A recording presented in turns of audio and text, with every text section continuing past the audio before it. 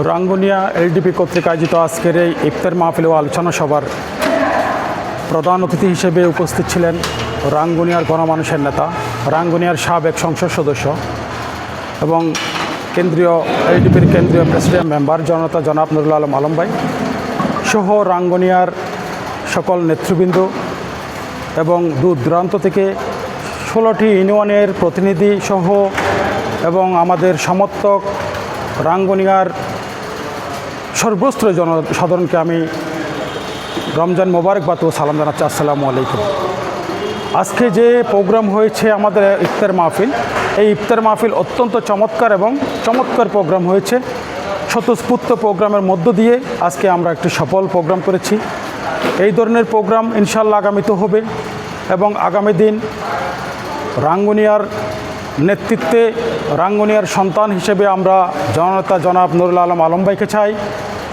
তিনি সাবেক সংসদ সদস্য ছিলেন, চট্টগ্রাম বিশ্ববিদ্যালয়ের ছাত্রদলের প্রতিষ্ঠাতা সভাপতি ছিলেন, অদ্যবধি এখনও পর্যন্ত রাঙ্গুনিয়ার মানুষের সাথে সে রক্তের সাথে মিশে আছে। সেই সুবাদে আমরা রাঙ্গুনিয়া এলডিপি এবং উত্তর জেলা গণতান্ত্রিক ছাত্রদল, আমি কেন্দ্রীয় গণতান্ত্রিক ছাত্রদলের সিনিয়র ভাইস প্রেসিডেন্ট, কেন্দ্রীয় জেলার গণতান্ত্রিক ছাত্রদলের প্রেসিডেন্ট হিসাবে আমার জোরালো দাবি থাকবে 20 দলীয় জোটের পক্ষ থেকে রাঙ্গুনিয়ার নমিনেশন যাতে আগামী দিন আলম ভাইকে দেওয়া হয়। আলম ভাই রাঙ্গুনিয়াতে যারা নেতৃত্ব দিচ্ছেন বিএনপিতে এখন, তারা সবাই আলম ভাইয়ের শিষ্য, তারা একসাথে আলম ভাইয়ের সাথে ছিলেন। আমি মনে করি যোগ্য প্রার্থী হিসেবে ওনার আলম ভাইয়ের কোনো বিকল্প নাই। আগামী দিন রাঙ্গুনিয়ার মানুষ আলম ভাইকে চায়। আলম ভাইয়ের জনপ্রিয়তা আকাশচুম্বী। আগামী দিন রাঙ্গুনিয়ার উন্নয়ন ধারাবাহিকতা রাখতে চাইলে আলম ভাইয়ের কোনো বিকল্প নেই। দীর্ঘ 17টি বছর আমরা ফ্যাসিস্ট খুনি হাসিনার যেই স্বৈরাচারিতা আমরা দেখেছি। আমরা ইফতার মাহফিল পর্যন্ত আমরা করতে পারি নাই। এমনকি সালাউদ্দিন কাদের চৌধুরীর সাহেবের গোট এখানে আপনার জিয়ানগরে পাশে ওনার বাসভবনে ইফতার মাহফিল আয়োজন করা হয়েছিল। ওই ইফতার মাহফিলের ইফতার সহ পুরে দিয়েছিল। আমরা ধারাবাহিকভাবে প্রোগ্রাম করেছিলাম, অত্যন্ত শক্তিশালী প্রোগ্রাম। রাঙ্গুনিয়াতে ছিলাম, অতীতেও ছিলাম, এখনও আছি, আগামীতেও থাকবো ইনশাল্লাহ। রাঙ্গুনিয়াবাসীকে আমি উদাত্ত আহ্বান জানাই আলম ভাইয়ের পক্ষ হয়ে সমগ্র রাঙ্গুনিয়াতে ছড়িয়ে পড়ার জন্য। আগামী দিন আলম ভাই রাজনীতিতে থাকবেন, 20 দলীয় ঐক্যজোটের প্রার্থী হিসেবে নির্বাচন করবেন এই আশা ব্যক্ত করি। এবং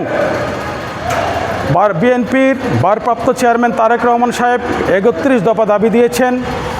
উনি সমগ্র বাংলাদেশে 31 দফার মধ্য দিয়ে বাংলাদেশের নতুন বাংলাদেশ নির্মাণের যে সূচনা করতে চাচ্ছেন, আমরা সবাই কাঁধে কাঁধ মিলিয়ে জোটবদ্ধভাবে আমি মনে করি ভারপ্রাপ্ত চেয়ারম্যান তারেক রহমান সাহেবকে আমরা সহযোগিতা করব। সন্ত্রাস, চাঁদাবাজি, রাহাজানি, দুর্নীতি, দর্শন এগুলোই হবে আগামী দিনের নতুন বাংলাদেশ। স্বাধীনতার 53 বছর পরে এসে আবারও আমরা রাঙ্গুনিয়াতে সমগ্র বাংলাদেশে মানুষ বুক ফুলে নিঃশ্বাস নিচ্ছে।